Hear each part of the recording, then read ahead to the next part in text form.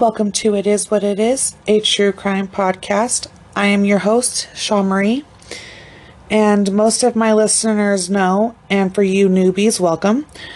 But for the month of August and probably going into the beginning of September, I'm going to be giving you guys survivor stories from sexual abuse to growing up into a physically abusive home, just bringing awareness to the horrible things that our children live through, and to bring awareness to sexual abuse and physical abuse, and just to bring awareness to us protecting our children. And I want to be and am honored to be the voice for people who have never had their stories told before. I am very honored that a lot of these women are trusting me to be the one that tells their story for the very first time. And I am just overly thankful, appreciative. My heart weeps for the strength of these women because they are just so powerful. And I have some people who are like, okay, well, I know you cuss a lot, so I'm going to see how you tell these people's story before I let you tell mine. And I am perfectly fine with that, because I'm hoping that you guys will see that I am truly passionate about this, because it is a deep, deep passion of mine. And I want to do all of you ladies justice. So hopefully I can handle this the way that you guys want it to be handled and tell your stories the way you want them to be told. Some of these people are going to give their names and some are not, and that's perfectly fine. Your story needs to be told whether you want your name associated with it or not. If they choose not to tell their stories, I will give them a name. I also let these women pick the title of their episode. If they don't want to pick a title, I pick the title for them. But everything else is going to be from the survivor's words, not mine. And so I'm just going to start it off with today's. She lives when she grew up, this woman lived about 4.5 hours away from Idaho Falls in Wilder, Idaho. It's close to the Oregon-Idaho border. I've never been to Oregon, but according to Google Maps, that's what it told me. So I'm going to tell you her story, and hopefully I don't know. I want to touch all of you. I want you all to know that this happens everywhere and anywhere. And that's just my hope from telling all these stories, that we just bring awareness. We just bring awareness. That's what I want. Okay. So here it goes. I saw your post about sexual abuse stories, and I don't ever talk about mine, but I'd be happy to add to the conversation to bring awareness, but I don't want my name used. We're going to call her Sarah. When I was 8, I had a friend who lived down the back alley from me. She spoke English, but her mother and brother didn't much. We spent our summers walking the alley from her house to mine and playing. My mother and father both worked, and my brothers constantly ditched me since I was the annoying little sister. And then that's when the sexual grooming began. My friend came over when she knew I was alone and tell me we should get undressed or take a bath. She would touch me inappropriately, but tell me it was fine because we were both girls. This continued for a while until I didn't fight or argue with her about it anymore. It just became normal. Then one day she came over and told me she wanted me to go to the store with her. I knew I wasn't supposed to leave since my family was gone, but the store was so close we could just walk. And she told me that her mom would give us a ride so I could be home faster. I saw nothing wrong with that. I get into the car with her, her mother, her brother, and they start driving out of town. I kept asking, "Where are we going?" and crying because I was scared.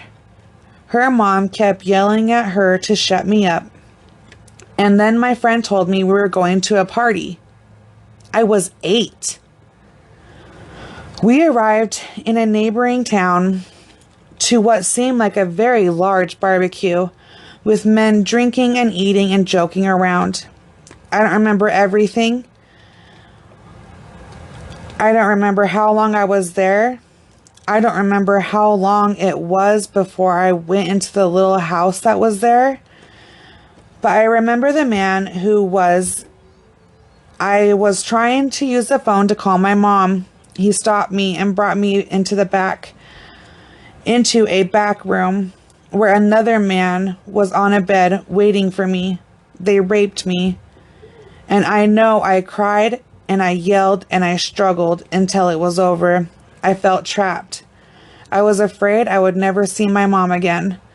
I thought they were going to kill me. I know someone had some sort of conversation with me afterward to calm me down and make me compliant. Something to the effect that I could go home if I never talked about it again.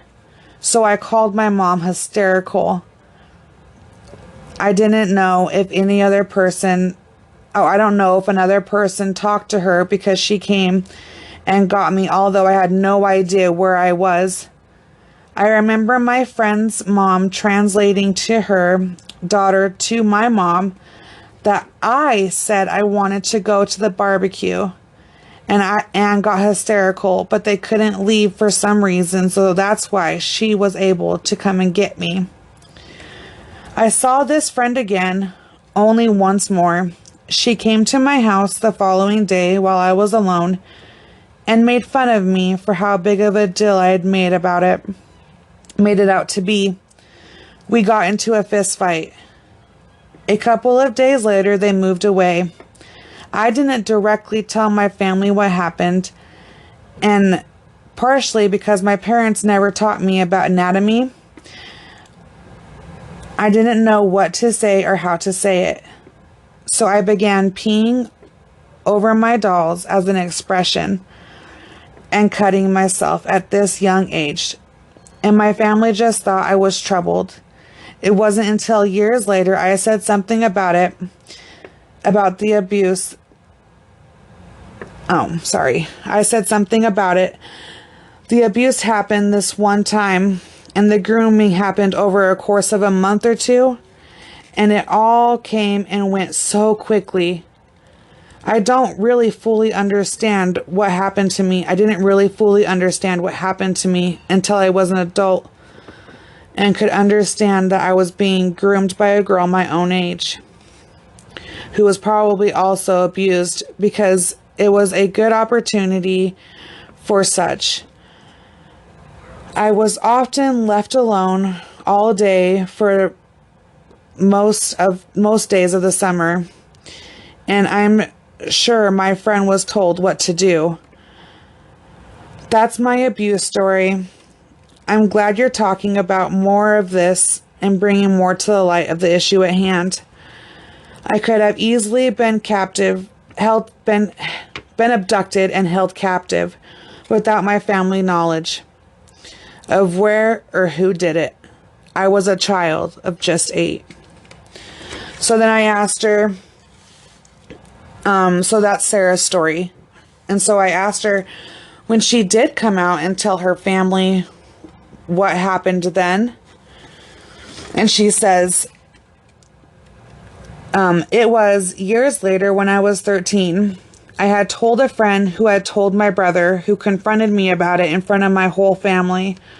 I told him what happened, kinda, but I was afraid. I was afraid I wouldn't remember the men, and if they tried to find them, I wouldn't be able.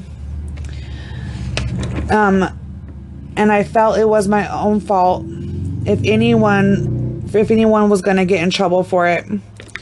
At this time in my life, I still don't know much about sexuality. I thought making out meant having sex, so I thought kissing could get you pregnant.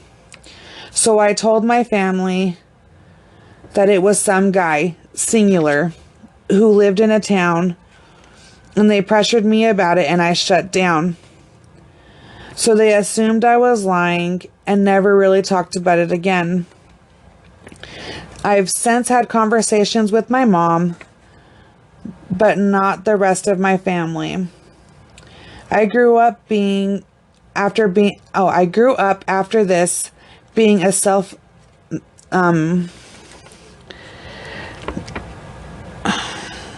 annihilator, cutter, and attempted to kill myself numerous times as a young teen. So I don't think my family ever really believed me. So that just broke my heart. And I'm so happy that these attempts that this beautiful, amazing person took on her life did not go through. Because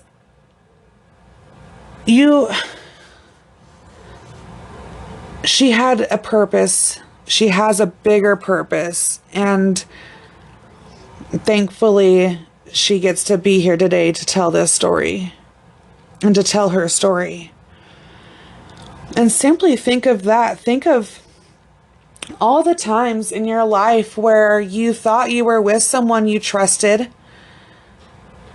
And think of all the times where something happened to you and you went to someone to tell them and you were not believed to the fullest extent. This is a child of 8 years old at the time. I mean, goodness gracious, you would assume, and no fault to her mother at all, but to pick her up from a party of somewhere where she didn't really know where she was, and it takes all these different people to tell you where she is and everything else.